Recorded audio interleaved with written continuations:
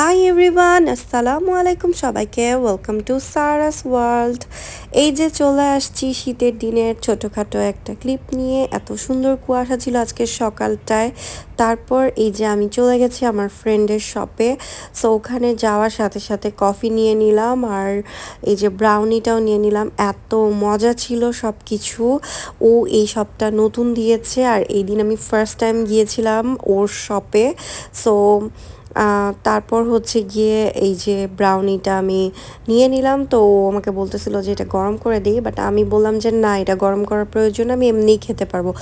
পরে দেখি যে না, আসলেও এটা গরম করার প্রয়োজন আছে, কজ এটা গরম করলে খুব ভালো লাগবে খেতে। তারপর এই যে গরম করে দিল, দেন খাওয়া শুরু করলাম। আর এটা খুবই মজা ছিল। হোমমেড ব্রাউনি হচ্ছে গিয়ে ও সেল করছিল ওখানে। সো আপনারা যেতে পারেন, ওর শপটা হচ্ছে 100 ফিট রোডে আছে। আর এই যে এত সুন্দর একটা পেইন্টিং, এগুলা সব ও নিজে করেছে। এই যে এটা হচ্ছে গিয়ে ওর কফি শপের যে নামটা, latte lounge training academy and cafe. So আর এগুলা সব হ্যান্ডমেড, এগুলা পেইন্টিং ও নিজেই করেছে। ও আমার মতো পেইন্টিং করতে খুব পছন্দ করে। সো এত সুন্দর সুন্দর পেইন্টিং ও সাজিয়ে রেখেছে এখানে।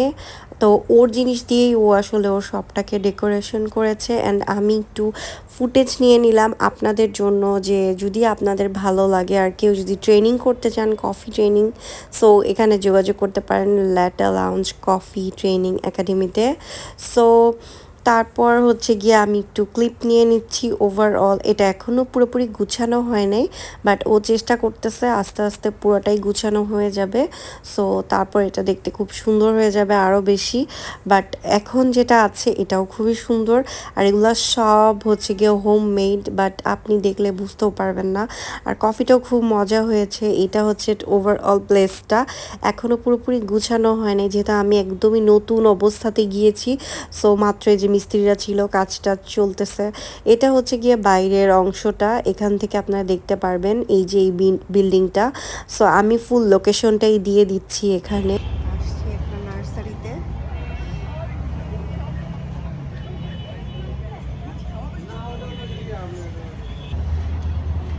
আলো দিতে পারতেছি না, আলোতে সুন্দর দেখা যায়, বাট ফ্ল্যাশ লাইটে হয়ে যেতেছে আমার। সুন্দর গাছ, এখান থেকে আমি কিছু গাছ কিনবো। অবশ্যই পুরাটাই নার্সারি, অনেক বড় নার্সারি। এখানে আছে আরো কিছু গাছ। ওইদিকে দেখছিস কত সুন্দর ফুল। আমি ফুলের গাছ নিবো কয়েকটা আজকে। না, কত সুন্দর। ওই দেখো ওখানে আর বড়। হ্যাঁ, আরো বড়। ঠিক ল্যাটে লাউঞ্জের পাশেই আপনারা এসেই কিনতে পারবেন নার্সারি। ওয়াও, আমার ফুল, এই ফুলটা আমার নিচে সুন্দর। এটা ওয়াও, এই ফুলগুলা কি সুন্দর।